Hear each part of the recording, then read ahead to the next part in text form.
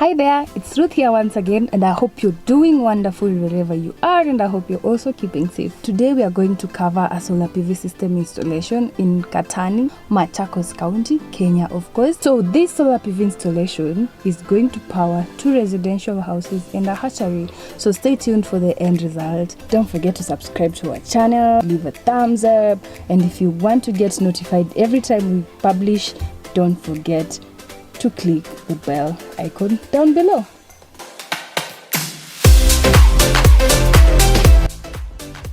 Today's installation consists of 12 solar panels, and each of the solar panel is 275 watts.